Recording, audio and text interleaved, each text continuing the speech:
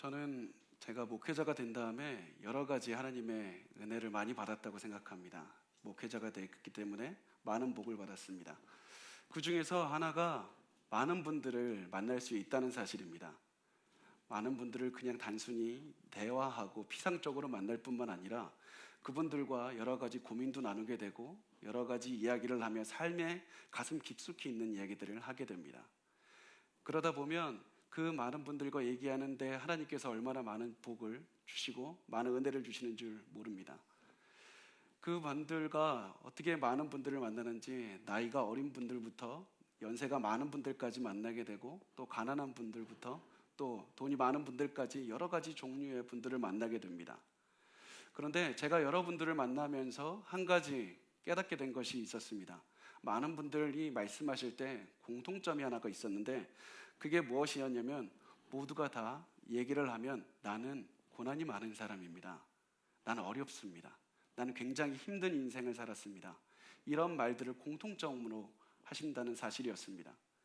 나이가 아무리 어려도 또 때로는 어떤 분들은 너무 평안하게 겉으로 보기에는 편한 삶을 산 것 같은 그런 분들도 대화를 깊숙하게 해보면 난 너무 어려운 삶을 너무나도 힘든 삶을 살았습니다. 내 인생은 고난이 많은 인생이었습니다. 한결같이 이렇게 얘기를 했습니다. 그런데 그런 것들이 또한 지속이 됐을 때 많은 분들이 얘기하는 것은 단순히 내가 고난이 있는 사람뿐만 아니라 내가 살아보니 내 인생은 참 만만하지 않다. 그것을 참 깊게 체험했습니다. 이렇게 얘기를 합니다. 세상 사는 게 만만하지 않았고 사는 것이 만만하지 않았고 세상 참 어렵다 이런 생각을 했다고 얘기를 합니다. 무엇인가 고난이 있어서 이것만 버티면 되겠지 그런 생각으로 열심히 버텨서 1년 2년 버텨서 고난이 지나갔더니 또다시 다른 종류의 고난이 또 옵니다. 그걸 또 버텨냈더니 또다시 다른 종류의 고난이 계속해서 지속됩니다. 참 세상 사는 거 만만치 않다 이런 생각들을 많이 하시는 것을 제가 알게 되었습니다. 그런데 단순히 이런 마음이 있는 것만으로도 너무 힘든데 더욱 우리를 힘들게 하는 것이 무엇이냐면 다른 사람들을 볼 때 저 사람들은 고난이 없는 것 같은데 그래도 저 사람이 힘들어도 나보다는 괜찮은 것 같은데 내 주위를 둘러보면 왜 나만 이렇게 힘들까? 왜 나만 이렇게 어려울까? 그런 말씀들을 하면서 너무나도 괴로워하시는 것들을 많이 봤습니다.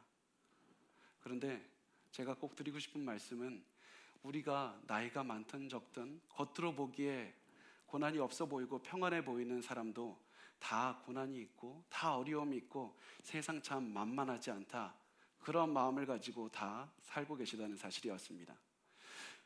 여러분 우리가 모두가 다 고난을 가지고 산다면 그런데 이 중간에서 이 모두가 다 고난을 가지고 살아가는 이 중간에서 한 가지 사실이 한 가지 차이점이 다수의 사람과 소수의 사람을 나누고 있다는 것도 제가 알게 되었습니다. 대화를 해보면 다수의 사람들과 소수의 사람을 나누는 것이 있는데 단순히 예수를 아느냐 모르느냐 머리로 아느냐 모르느냐가 아니었습니다. 예수를 아는 사람들도 교회에서 예배를 드리는 사람들 가운데에서도 다수와 소수가 나눠졌는데 다수는 무엇이었냐면 고난 가운데에서 하나님을 의지한다는 사실은 알면서도 내가 하나님을 의지해야 된다는 사실은 알면서도 여전히 내가 나의 능력을 의지하면서 살아가는 사람이 대다수였습니다. 사람들이 내가 이 고난 중에 고난을 이기는 방법은 하나님밖에 없다는 그런 사실을 알고 죄책감을 느끼고 내가 이렇게 살아가야 된다. 예배가 끝날 때마다 결심하고 또 결심하고 결심하지만 결국에는 수많은 사람이 어떻게 보면 90%가 넘는 사람들이 다 나의 능력을 의지하면서 살아갑니다. 그리고 그 삶을 평생 반복하면서 살아갑니다. 그런데 그 소수의 사람이 있는데 어떤 사람들이냐면 이 사람들은 하나님을 의지합니다. 고난 중에 하나님을 의지하는 사람들이 소수였습니다. 그래서 우리가 너무나도 중요한 것은 이 고난은 모두가 다 당하는데 어떠한 반응을 보이실 것입니까? 다수가 보이는 그런 내가 세상을 의지하고 나의 능력을 의지하면서 살아갈 것입니까? 아니면 코로나로 인해서 어려운 이때 너무나도 힘든 이때 나의 능력이 아닌 하나님의 능력을 의지하실 것입니까? 이 질문에 대한 이 간단한 질문 우리가 매일 설교를 들으면서 듣는 그 질문에 대한 대답을 할 때가 이제 왔습니다. 여러분은 어떤 분입니까? 하나님을 의지합니까? 나의 능력을 의지합니까? 우리가 성경을 보면 수많은 하나님의 사람들이 있는데 그 사람들의 공통점이 뭔지 아십니까? 다 하나님의 복을 받았다고 얘기를 합니다. 다 하나님의 능력을 받고 성령의 사람이라고 얘기합니다. 그런데 그 사람들 다 어려움이 많았습니다. 고난이 많았습니다. 여기 있는 우리와 비교해봐도 도저히 우리가 상상할 수 없을 만큼의 고난이 있었습니다. 그런데 그 사람들은 다 하나님을 의지하는 삶을 살았습니다. 그들의 기록이 바로 성경입니다. 그 중에 대표적인 사람이 오늘 우리가 볼 요셉입니다. 요셉을 고난 중에 하나님께 의지한 그 요셉의 인생을 묘사하는 한 단어가, 한 문장이 나옵니다. 그 문장이 우리가 읽은 그 말씀 중에 있습니다. 창세기 49장 22절 말씀, 우리 화면을 보면서 같이 읽어보겠습니다. 요셉은 무성한 가지 곧 샘 곁에 무성한 가지라. 그 가지가 담을 넘었도다. 이 말씀에 담이 있다는 걸 기억하십시오. 요셉은 평안한 인생이었고 아무런 문제가 없어서 그가 그냥 잘 살았다. 이것이 성경이 내리고 있는 결론이 아닙니다. 성경이 요셉에 대해서 한 문장으로 그 요셉의 긴 인생을 요약하는 한 문장이 뭐냐면 요셉은 무성한 가지, 그 무성한 가지가 담장을 넘었다. 담장을 넘는 인생이었다. 그렇게 이야기를 하고 있습니다. 이것을 보면 우리가 알 수 있는 것은 요셉은 정말 만만치 않은 인생 살았습니다. 너무 힘들었습니다. 그럴 때마다 요셉은 하나님을 의지하는 선택을 했고 하나님을 의지해서 하나님의 능력을 체험하는 선택을 했던 그 차이가 다른 사람과 요셉을 가르는 그 차이였던 것이었습니다. 요셉도 처음에는 하나님의 능력을 의지하는 사람은 아니었던 것 같습니다. 굉장히 어리고 여러 가지로 미숙한 사람이었지만 그의 인생이 조금씩 바뀌어가는 삶의 전환점이 있었습니다. 그것이 우리가 성경을 보면 형들이 자기를 노예로 팔려고 할 때 조금씩 바뀌는 모습을 보여줍니다. 우리 창세기 37장 24절 말씀 같이 한번 읽어보겠습니다. 그를 잡아 구덩이에 던지니 그 구덩이는 빈 것이라 그 속에 물이 없었더라. 이 구덩이가 어떤 구덩이냐면 형들이 그냥 단순히 갑자기 와서 구덩이를 파는 것이 아니라 그 고대에서는 그 지역에는 물이 귀하기 때문에 비가 오면 비를 받는 구덩이, 큰 구덩이가 있었습니다. 이때 비가 오면 그것을 잠아다가 거기서 물을 퍼다가 물로 썼습니다. 그런데 이때 비가 오지 않았기 때문에 그 큰 구덩이가 비어 있었던 겁니다. 그래서 이 구덩이가 비어 있었기 때문에 빗물을 받는 구덩이가 물이 없었기 때문에 사람들은 아무리 요셉이 있다고 해도 아무도 찾아오지 않습니다. 다른 말로 하면 무슨 얘기냐면 요셉은 죽을 수밖에 없게 되었다. 요셉은 자기의 한계를 발견했다. 자, 요셉은 고난을 당했다. 이것을 얘기를 합니다. 제가 이 말씀을 보면서 요셉의 모습이 그려졌습니다. 요셉이 어떻게 해서든지 나오려고 발버둥을 쳤을 것이고 어떻게 해서든지 형들에게 간구하면서 제발 울으면서 제발 나 좀 꺼내달라고 얘기를 했을 겁니다. 그런데 형들이 의지하지 않습니다. 형들이 무시합니다. 결국 요셉이 이 구덩이에서 나왔던 능력은 무엇이었는지 아십니까? 자기가 구걸해서 자기가 능력이 생겨서 갑자기 자기에게 없던 힘이 생겨나서 나왔던 것이 아니라 하나님께서 형들의 눈앞에 상인을 보여주셨고 그래서 그 형들의 마음에 요셉을 구하고자 하는 마음을 주셨고 그래서 그 형들이 요셉을 건져주었다는 것이었습니다. 고난을 당했을 때 요셉은 자기의 능력으로 나올 수 있었던 것이 아니라 하나님께서 건져주셨습니다. 이때 요셉의 마음이 조금씩 바뀝니다. 하나님이 하셨나 보다. 이상하다. 하나님이 하셨나 보다. 그러면서 조금씩 요셉의 삶의 변화가 오는데 그것이 가장 잘 드러나는 말씀이 어디냐면 우리가 잘 아는 요셉이 보디발의 집에서 종살이를 할 때입니다. 보디발의 집에서 종살이를 할 때 그 보디발의 집에 사물을 관장하는 역할을 맡았습니다. 단순히 그냥 어떠한 한 가족의 그런 집사의 역할이 아니라 보디발이라는 사람은 그 나라에서 굉장히 높은 사람이었습니다. 굉장히 재산도 많았고 수많은 정치인들이 왔다 갔다 해서 그것들을 다 조율하는 역할들을 했습니다. 이 사람이 실수를 하면 도저히 실수가 할 수가 없고 실수를 하면 마치 눈에 찍혀서 죽을 수 있는 운명이었습니다. 그런데 우리가 잘 생각해 보면 요셉은 이런 역할을 한 번도 해본 적이 없습니다. 우리가 보면 요셉은 집에서 금이야 오기야 키운 자식입니다. 굉장히 사랑스럽게 키운 자식이고 아버지가 너 얼마나 편애를 하고 사랑했는지 형들이 그걸 시기해서 요셉을 죽이기까지 그런 마음까지 먹었던 그런 아들이었습니다. 요셉은 한 번도 그런 사물을 관장해보는 그런 역할을 해본 적이 없었습니다. 그래서 이 역할을 맡았을 때, 엄청난 역할을 맡았을 때 다른 사람들이 보기에는 기회였을지 몰라도, 출세할 수 있는 기회였을지 몰라도 요셉에게는 고난이 있을 수 있습니다. 나의 한계를 발견한 겁니다. 내 능력으로는 해본 적이 없고 나의 경험으로도 해본 적이 없는 이 일들을 맡아야 되고 내가 실수하면 죽을 수밖에 없는 그런 역할을 감당하게 되는 것이었습니다. 그런데 이때 요셉이 자기의 능력으로 이 한계를 극복한 것이 아니라 하나님의 능력으로 극복했다는 것을 기억하시기 바랍니다.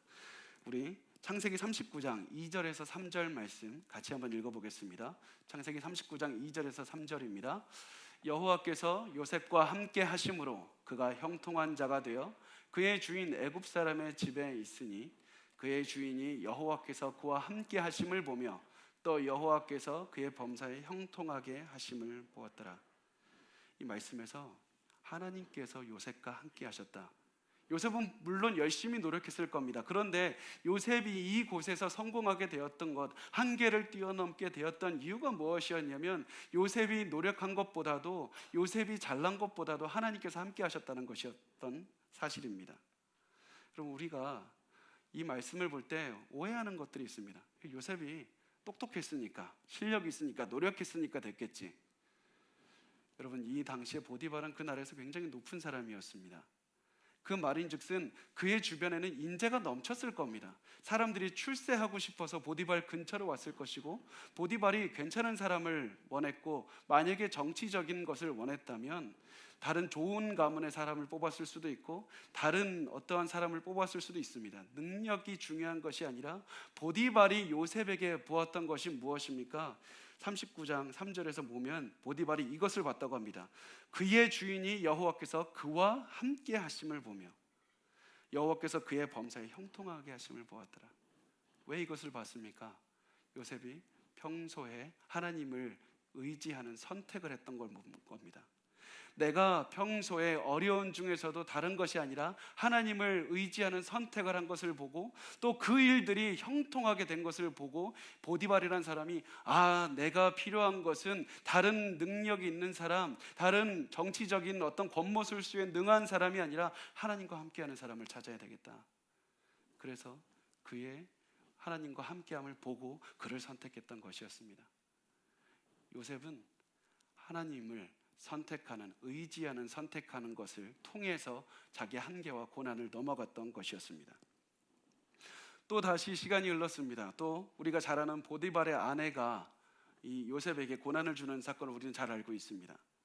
보디발의 아내가 요셉과 같이 동침하고자 해서 꿰을 때 요셉이 그것을 거절하고 그냥 갔습니다. 그것을 보고 보디발의 아내가 너무나도 자존심도 상하고 그래서 자기 남편에게 거짓으로 말해서 요셉을 이렇게 거짓으로 모함했습니다. 그래서 요셉이 보디발에게 모함을 받아서 결국은 보디발의 처벌을 받아 감옥으로 가게 됐습니다. 그런데 여기서 또 요셉에게는 이런 생각을 할 수 있습니다. 내가 이렇게 열심히 했는데 또 안 됐구나. 또 고난이구나. 내 인생은 고난이 많아. 내 인생 사는 거 참 만만하지 않다. 좌절할 수 있습니다. 이제는 하나님 이제 지겹다. 내가 이제는 이런 삶을 이제 그만 살겠다 할 수 있습니다. 그런데 그때 요셉은 또다시 하나님의 능력을 의지하는 선택을 하는 겁니다. 그래서 창세기 39장 23절 말씀 같이 읽겠습니다. 간수장은 그의 손에 맡긴 것을 무엇이든지 살펴보지 아니하였으니 이는 여호와께서 요셉과 함께 하심이라. 여호와께서 그를 범사에 형통하게 하셨더라. 아멘. 요셉이 감옥에서 자신의 능력의 한계, 자신의 삶의 한계를 체험했을 때 그에게 주어졌던 선택권, 세상을 선택할 것인가, 나의 능력을 선택할 것인가, 하나님의 능력을 선택할 것인가, 나의 능력을 증명할 것인가, 하나님의 능력을 증명할 것인가, 나의 위대함을 증명할 것인가, 하나님의 위대함을 증명할 것인가, 계속해서 이 간단한 두 가지 질문 앞에서 요셉은 하나님의 선택을 했던 것이었습니다. 그리고 그것을 보고 요셉은 고난을 넘어갔고 또 요셉을 보고 다른 사람들, 보디발, 간수장, 수많은 사람들이 하나님을 찬양했던 것이었습니다. 그래서 뒤로 가면 갈수록 계속해서 바로조차도 하나님을 찬양하는, 요셉을 보고 하나님을 찬양하는 그런 삶을 살게 되는 것이었습니다. 그런데 제가 이 말씀을 준비하면서 이런 생각이 들었습니다. 이 말씀을 들으면서 이 말씀을 듣는 성도들은 이렇게 생각할 수 있겠다. 목사님, 저 그거 너무 잘 알고 있습니다. 하나님을 의지해야 된다는 거 나도 잘 알고 있습니다. 교회 오면 매일 목사님들께서 하시는 말씀이 하나님을 의지하십시오, 고난 중에 하나님을 바라보십시오, 이 얘기 아닙니까? 나도 그거 잘 알고 있습니다. 나는 그거 알고 있기 때문에 나에게 새로운 것을 가르쳐 주십시오. 나에게 새로운 지식을 가르쳐 주십시오. 내가 하나님을 더욱더 잘 의지할 수 있는 비법을 가르쳐 주십시오. 내가 고난이 없이 살아갈 수 있는 방법을 가르쳐 주십시오. 새로운 무엇인가 있어야 되는 것이 아닙니까? 그것도 아니라면 나에게 감동적인 이야기를 해서 내가 동기부여돼서 하나님을 더욱더 의지할 수 있는 그런 이야기라도 해주십시오. 혹시 이런 생각이 들진 않습니까? 그런데 여러분, 우리가 반드시 기억해야 될 것이 있습니다. 굉장히 중요한 것은, 우리가 간과하는, 매일 간과하는 가장 중요한 사실은, 우리가 단순히 머리로 아는 것보다 더 중요한 것이 몸으로 살아내는다는, 그것이 더 중요하다는 사실입니다. 교회에 다니는 수많은 사람이 하나님은 살아계시다는 것을 알고 있고, 교회에 다니는 수많은 사람이 하나님을 의지해야 된다는 사실을 다 알고 있습니다. 그런데 그 대다수의 사람은 결국 하나님을 의지 않고 내 능력을 의지하는 것으로 매일매일 살아갑니다. 매일매일 기도하고 매일매일 하나님 앞에서 죄책감을 가지며, 오늘도 내가 하나님을 의지하지 않고 나의 능력을 증명하면서 살았구나, 매일 후회하면서 살아갑니다. 그리고 그 삶은 평생 동안 반복하는 모습을 너무나도 많이 봐왔습니다. 그것이 대다수의 사람의 인생이 아닙니까? 그런데 그 소수의 사람, 어떻게 보면 1%, 2%가 되는 사람들은 그 사람들만이 하나님을 의지하면서 어려움이 있어도 하나님을 의지하는 그런 선택을 하면서 살았다는 것이었습니다.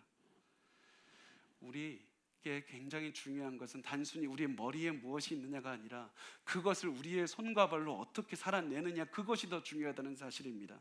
그것이 바로 대다수와 극소수 사람의 차이를 만들어내는 단 한 가지입니다. 여러분은 어떻게 사십니까? 하나님을 의지하면서 사십니까? 아니면 대다수의 사람들처럼 매일 후회하며 죄책감을 가지고 자책하며 매일 내 능력을 증명하다가 실패하는 인생을 사십니까?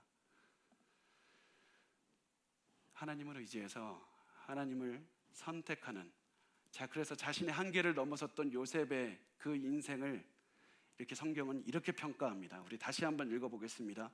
창세기 49장 22절 말씀 같이 읽겠습니다. 요셉은 무성한 가지 곧 샘 곁에 무성한 가지라, 그 가지가 담을 넘었도다. 요셉의 인생은 담을 넘는 인생이었습니다. 담을 넘었다는 이야기를 듣고 우리는 이렇게 생각합니다. 마치 소나무같이 큰 나무가 우뚝 솟아서 큰 가지가 그냥 뻗은 것 같은 그런 생각을 할 때가 있습니다. 그런데 성경에서 말하는 것은 그것이 아닙니다. 마치 이 가지는 포도나무의 덩굴과 같은 것입니다. 그래서 조금씩 담장을 만났을 때 조금씩 벽을 타고 올라서 조금씩 해서 넘어가는 그런 모습을 말합니다. 마치 요셉이 그냥 자기가 내가 한번 했더니 내 능력으로 확 증명하고 나의 위대함을 증명했다, 그러고서 끝나는 것이 아니라, 요셉이 증명했던 것은 내가 담장을 만났고 내가 살려고 할 때마다 어려움을 만났는데 조금씩 내가 그 자리에서 포기하지 않고 또다시 하나님을 선택하는, 의지하는 선택을 하고 또다시 하나님을 의지하는 선택을 하고 매일매일 하나님을 의지하는 선택을 했을 때 마치 포도덩굴이 조금씩 담을 넘어가듯이 계속해서 하다가 결국은 담을 넘어갔다, 이 말을 하고 있는 것이었습니다. 요셉은 항상 자신을 가로막는 담이 있었고 그 자신의 타고난 능력의 한계를 체험했고, 그 능력의 한계를 체험할 때마다 하나님의 능력을 선택하는, 하나님을 의지하는 선택으로 모든 것을 넘어갔던 것이었습니다. 하나님의 능력을 의지하는 선택을 하시기 바랍니다. 이 말씀에서, 이 구절에서 우리가 또 한 가지 놓치지 말아야 될 구절이 있는데, 그것이 우리가 한글 성경만 보면 놓치는 말씀이 있습니다. 여기서 요셉은 무성한 가지라고 할 때 무성한이라는 단어가, 히브리 단어가 파라라는 단어입니다. 그런데 파라라는 단어가 히브리 말로 보면 에브라임, 요셉의 아들의 이름과 굉장히 비슷한 이름을 일부러 썼습니다. 무성한이라는 이 열매가 많이 맺힌다는 이 히브리 단어가 여러 가지가 있는데 그 중에서 일부러 파라, 에브라임과 비슷한 단어를 쓴 겁니다. 왜 그러니까? 왜 그러냐면 요셉의 아들 에브라임도 요셉과 똑같이 담을 넘어갈 것이다, 이 얘기를 보여주기 위해서였습니다.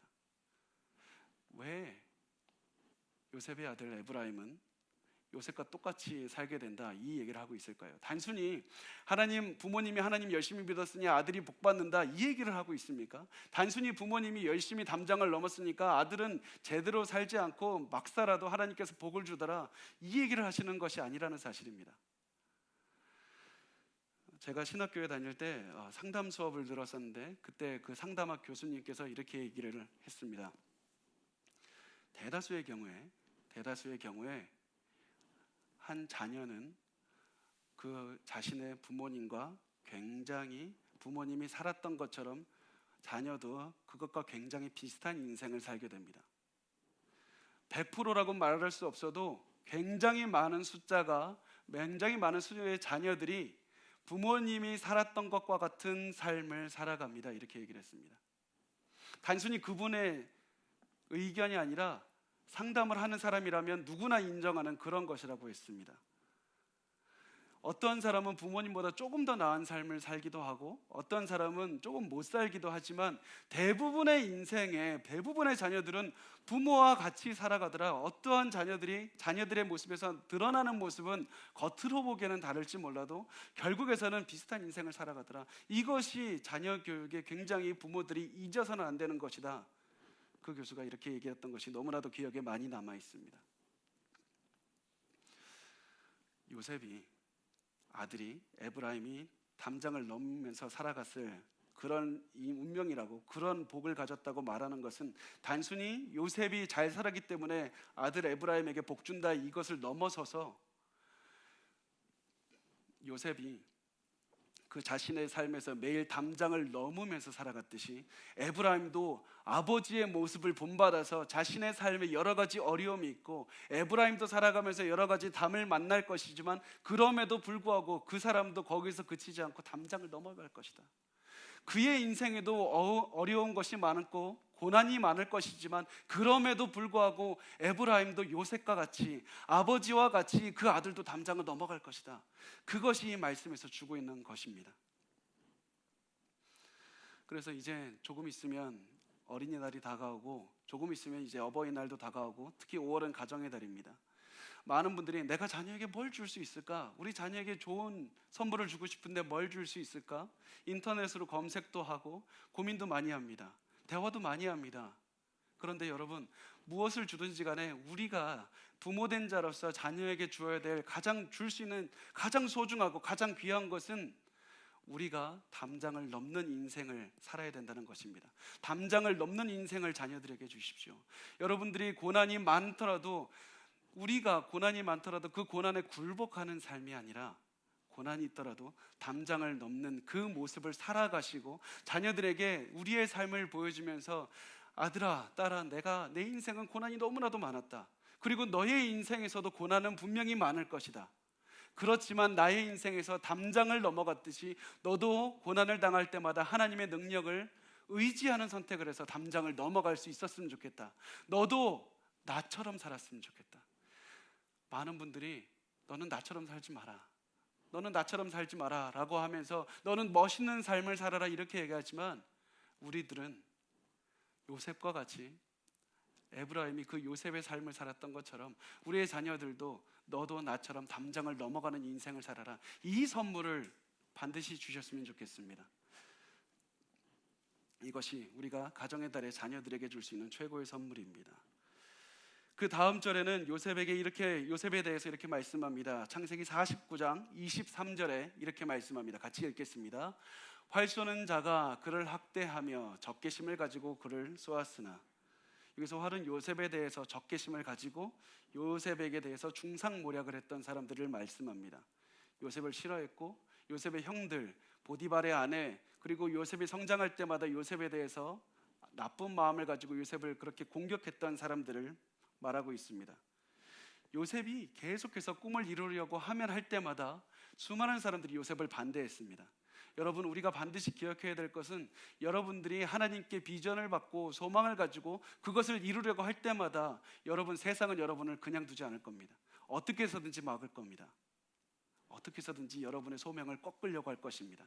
그래서 내가 하나님께 소명을 받고 비전을 갖는 그 순간 세상이 여러분을 반대할 것인 것을 여러분 기대하십시오. 그러나 우리가 성경을 보면서 알 수 있는 사실은 하나님의 복을 받은 사람은 고난이 없는 사람이 아니라는 사실입니다. 하나님의 복을 받은 사람은 고난이 없는 사람이 아니라 고난을 통해서 하나님의 능력을 통해서, 고난을 하나님의 능력을 통해서 넘어가는 그런 사람이라는 사실입니다. 하나님의 복을 받은 사람은 고난 중에 하나님의 능력을 체험하고 하나님의 위대함을 체험해서 하나님을 의지하는 선택을 하는 그 사람이 바로 하나님의 엄청난 복을 받은 사람이라는 사실입니다. 요셉은 보면 어렸을 때는 능력이 보잘것 없었을 수도 있습니다. 보잘것없는 능력이 있었을 수도 있고 마음이 나약했을 수도 있습니다.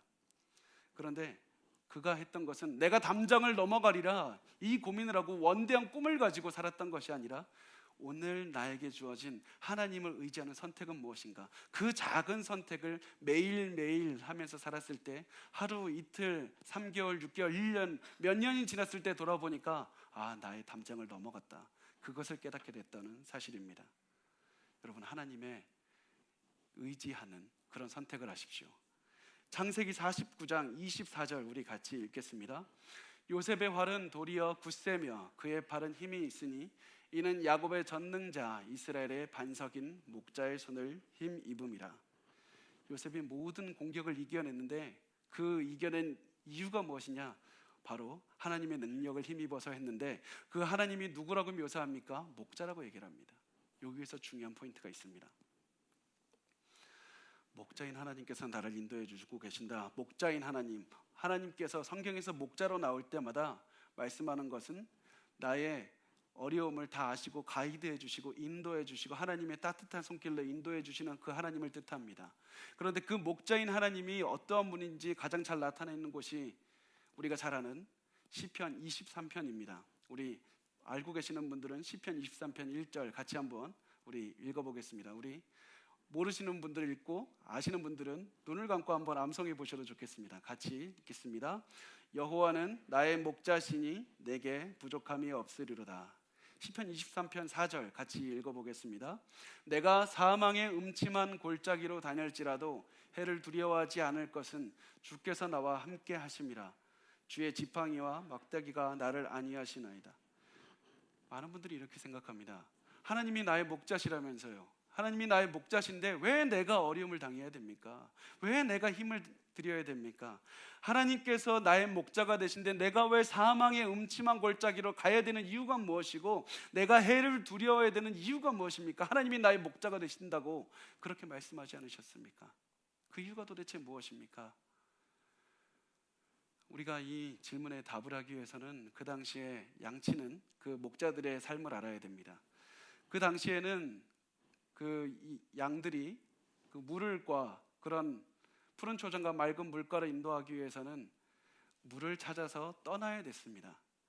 그 당시에 물과 푸른 초장과 맑은 물가가 흔하지 않았기 때문에 목자들은 때로는 며칠 동안 또 때로는 수개월 동안 양들을 이끌고 그 초원을 따라서 찾아서 떠나가는 것입니다. 이 길을 가다가 보면 당연히 항상 좋은 길로만 가면 좋겠지만 가다 보면 큰 계곡을 사이를 지나야 될 때도 있습니다. 그런 계곡을 지날 때면 엄청난 모래바람이 불어온다고 합니다. 굉장히 덥고 굉장히 너무나도 숨쉬기도 힘듭니다. 또 그때 그 주변에서 그 낭떠러지 같은 곳에서는 바로 다른 짐승들이 양들이 혹시라도 죽기라도 하면 잡아먹으려고 기다리고 있고 또 양들이 혹시라도 그 목자를 따라가지 않고 다른 곳을 바라보면 잡아가려고 계속해서 따라다니고 있다고 합니다. 그래서 우리가 만약에 양들의 그런 생각을 해본다면 굉장히 양들은 두려웠을 겁니다. 내가 어디로 가는지는 모르겠지만 내가 이 모래바람이 불어오고 저런 짐승들이 있는 것 때문에 굉장히 두려웠을 수 있습니다. 왜 목자가 나를 이끌고 이리로 왔는지 이해하지 못할 수 있습니다. 그래서 목자를 떠나갔던 양들은 분명히 죽을 수밖에 없습니다. 그렇지만 목자를 끝까지 따라가는 양은 푸른 초장과 맑은 물가로 결국은 가게 된다는 사실입니다. 하나님께서 우리를 인도하실 때, 목자가 되셔서 인도하실 때 때로는 모래바람이 부는 그런 계곡을 돌파할 때도 있습니다. 너무나도 힘듭니다. 그런데 우리가 아는 단 하나의 사실은 하나님께서 나의 목자가 되신다는 사실을 확신히 알기 때문에 하나님을 따라가기만 하면 결국에서는 때로는 어렵고 힘들어도 사망의 음침한 골짜기를 지날지라도 내가 하나님과 함께하면 푸른 초장과 맑은 물가로 간다는 그 사실을 알게 된다는 사실입니다. 그래서 여러분, 우리가 계속해서 어려움을 경험하고 힘듦을 경험하고 고난을 체험하고 삶이 참 어렵다, 사는 거 만만치 않다, 이런 느낌이 들 때 우리가 해야 되는 선택은 내가 나의 목자 되신 하나님을 의지하는 선택, 그 작은 선택을 매일매일 하면서 살아가는 것입니다. 우리가 너무나도 항상 기억해야 될 것은 하나님을 의지하는 선택을 하십시오. 그렇게 할 때 이 야곱은 요셉의 마지막 축복하면서 이렇게 얘기를 합니다. 창세기 49장 26절에서 이렇게 말씀합니다. 같이 읽겠습니다. 내 아버지의 축복이 내 선조의 축복보다 나아서 영원한 산이 한없음 같이 이 축복이 요셉의 머리로 돌아오며 그 형제 중 뛰어난 자의 정수리로 돌아오리로다. 내 아버지의 축복, 내가 야곱입니다. 야곱이 그 아브라함과 이삭이 받았던 자손의 복보다 더 많이 받았다. 너는 나의 복보다 더 많이 그런 받을 것이다. 그 복을 받을 것이다. 그렇게 말씀하시면서 형제 중 너는 뛰어난 자의 정수리로 돌아오리로다. 뛰어났다는 말은 구별되었다는 뜻입니다. 왜 이렇게 얘기를 하냐면 이 요셉은 형제들이 처음에는 요셉을 구별해서 버렸기 때문에 그렇게 해서 구별을 당했지만 지금은 너가 하나님과 함께하는 선택을 함으로 인해서 너가 받은 복 때문에 넌 이제 구별된 자가 되었다. 너가 받은 복 때문에 넌 뛰어난 자가 되었다. 너가 받은 그 복 때문에 왜 복을 받았습니까? 하나님을 의지하는 선택, 매일매일 그 선택 때문에 그의 삶이 구별이 되었던 것이었습니다. 여러분 반드시 기억하십시오. 요셉은 복을 타고난 것이 아니었습니다. 우리 다시 한번 읽겠습니다. 창세기 49장 22절 말씀 다시 한번 읽겠습니다. 요셉은 무성한 가지 곧 샘 곁에 무성한 가지라 그 가지가 담을 넘었도다. 요셉의 삶은 평탄하지 않았습니다. 우리는 요셉을 꿈의 사람, 복의 사람이라고 얘기하지만 요셉은 우리의 관점에서 보면 그런 복 나는 안 받고 싶습니다. 그렇게 할 정도로 고생을 한 사람입니다. 그렇지만 우리가 결국 요셉이 복받은 사람, 복의 사람, 꿈의 사람이라고 이야기하는 이유가 무엇입니까? 요셉이 고난 중에 하나님을 의지하는 선택을 했기 때문이었습니다. 그가 가는 곳마다 담장을 발견했지만 담장을 넘는 선택을 했기 때문입니다. 그가 계속해서 자신을 그 꿈을 이루지 못하게 하는 담장을 만났음에도 불구하고 그때까지 계속해서 하나님의 말씀을 의지하고 사는 선택을 했기 때문이었습니다. 계속해서 자신의 한계를 넘는 하나님을 의지하는 선택을 했더니 결국 담장을 넘게 되었다는 사실입니다. 이제 요셉이 죽는 시간이 됐습니다. 요셉이 죽는 시간이 됐을 때 요셉은 결코 죽음이라는 한계를 두려워하지 않았습니다. 또다시 그것조차 넘고 싶어 했습니다. 요셉은 결국 언젠가 하나님께서 이스라엘 백성을 애굽에서 이끌어내셔서 약속의 땅으로 가실 것이라는 확신이 있었습니다. 그래서 내가 죽어서라도 난 그 땅 가고 싶다고, 자신의 내 죽음의 한계를 뛰어넘고 싶다는 그런 소망을 가졌습니다. 그래서 창세기 50장 25절에 이렇게 얘기를 합니다. 같이 50장 25절 같이 읽어보겠습니다. 요셉이 또 이스라엘 자손에게 맹세시켜 이르기를 하나님이 반드시 당신들을 돌보시리니 당신들은 여기서 내 해골을 메고 올라가겠다 하라 하였더라. 내가 하나님께서 믿음으로 나는 죽어서도 약속의 땅에 가고 싶습니다. 내가 죽어서 이 죽음 때문에 약속의 땅에 가지 못하는 그런 삶을 살고 싶지 않고 난 죽어서라도 내 해골이라도 난 거기 가고 싶습니다. 간절함으로 죽으면서도 자신의 한계를 뛰어넘고자 하는 갈망을 보입니다. 결국 요셉의 유골이 어떻게 되는지 아십니까? 출애굽기 13장 19절 말씀 우리 같이 읽어보겠습니다. 모세가 요셉의 유골을 가졌으니 이는 요셉이 이스라엘 자손으로 단단히 맹세하게 하여 이르기를 하나님이 반드시 너희를 찾아오시리니 너희는 내 유골을 여기서 가지고 나가라 하였음이더라. 요셉은 결국 죽음조차도 넘어서서 자기의 한계를 뛰어넘어 결국 하나님께서 인도하시는 그 땅으로 가게 됩니다. 계속해서 지금이 아니라 언젠가 하나님께서 주실 그날을 바라보면서 오늘 하루 내가 하나님을 선택을 하면서 또다시 살아가게 되는 것이었습니다. 이 말씀을 듣는 여러분에게 질문하고 싶습니다. 여러분도 인생의 담장을 만나셨습니까? 그 지난 3개월 동안 코로나 때문에 너무나도 어려운 재정적인 고난, 사람을 만나지 못하는 우울감, 외로움, 힘듦, 가족의 붕괴, 관계의 파탄, 혹시 그런 것들 때문에 또 앞길이 보이지 않아서 내가 무엇을 해야 됩니까? 그런 마음으로 살아가고 계시지 않습니까? 그런 담장을 만나셨다면 지금 우리가 해야 될 것은 여러 가지 중에서 하나님을 의지하는 선택을 해야 되는 것입니다. 여러분, 여러 가지 인생의 어려움을 겪고 계신다면 그 어려움이 지나가기만을 기다리지 마십시오. 우리가 하나님을 선택하는, 의지하는 선택을 함으로 말미암아 우리가 하나님 안에서 더욱더 변화받고 더욱더 하나님에 대해서 믿음이 강해지고 그것을 통해서 결국에서는 믿음이 지나가면서, 그 고난이 지나가면서 우리의 믿음도 강해지게 될 것이라는 사실을 반드시 기억하십시오. 지금 이제 말씀을 정리하겠습니다. 많은 분들이 말씀을 들으면서 이렇게 생각할 겁니다. 아, 이제 내가 하나님을 의지하는 선택을 해야 되겠다. 하나님을 의지하는 선택을 해야 되겠다. 그렇게 결심하실 겁니다. 그런데 제가 단언할 수 있는 것이 있습니다. 여러분의 결심은 반드시 무너질 겁니다. 여러분의 결심은 반드시 무너질 겁니다.